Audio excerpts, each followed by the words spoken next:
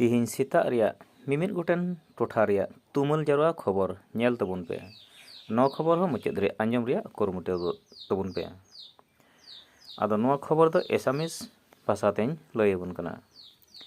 নির্বাচনী পরিস্থিতি দেশৰ বিভিন্ন ৰাজ্যত নিৰ্বাচনী পৰিৱেশ বৰ্তমান গৰম হৈ আছে। প্ৰচাৰ শেষ হোৱাৰ পিছত ভোট গ্ৰহণ আৰু ফলাফলক লৈ ৰাজনৈতিক দলসমূহ অপেক্ষাত আছে। গৰম বতৰ বৃদ্ধি। উত্তৰ ভাৰতত তাপমাত্ৰা বহুত বেছি হৈছে। চৰকাৰে সংস্থাই সতৰ্কতা জাৰি কৰিছে দুপৰীয়া বাহিৰত নাথাকিবলৈ পৰামৰ্শ। অৰ্থনীতি। দেশৰ অৰ্থনীতি স্থিৰ অৱস্থাত আছে বুলি জানিব পৰা গৈছে। শেহতীয়া তথ্য অনুসৰি কিছুমান ক্ষেত্ৰত উন্নতি দেখা গৈছে। অসম আৰু উত্তৰ পূৰ্বাঞ্চলৰ খবৰ। অসমত নিৰ্বাচনী উত্তেজনা। অসমত বিধানসভা লোকসভা সম্পৰ্কীয় ৰাজনৈতিক আলোচনা আৰু ফলাফল অপেক্ষা চলি আছে।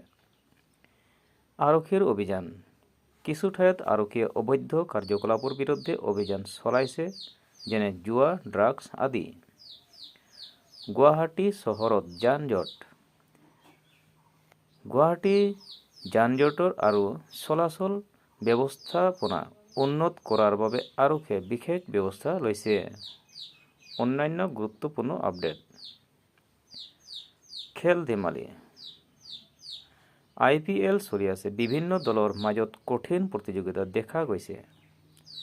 প্ৰযুক্তি, টেকন'লজি। AI আৰু নতুন টেকন'লজিৰ ক্ষেত্ৰত বিশ্বজুৰি নতুন উন্নতি হৈছে। বৰাক ভেলী আৰু শিলচৰ এলেকাৰ খবৰ। বতৰ আপডেট। শিলচৰ আৰু ওচৰ অঞ্চলত আজি আকাশ আংশিক ডাৱৰীয়া। কেতিয়াবা সৰু বৰষুণ হোৱাৰ সম্ভাৱনা আছে। গৰম অলপ কম হৈছে। যান-জঁট সমস্যা।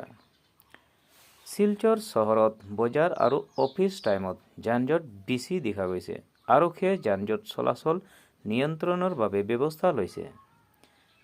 বজাৰ দৰ বৃদ্ধি। দৈনন্দিন ব্যৱহাৰৰ কিছুমান সামগ্ৰীৰ দাম অলপ বৃদ্ধি পাইছে, বিশেষকৈ শাক-পাচলি আৰু ইন্ধন সম্পৰ্কীয় বস্তু। চিৰাং আৰু আশে-পাশে এলেকাৰ খবৰ। আৰক্ষীৰ অভিযান। আৰক্ষীয়ে অবৈধ কাম-কাজ, জুৱা আদিৰ বিৰুদ্ধে অভিযান চলাই কিছুমান লোকক আটক কৰিছে।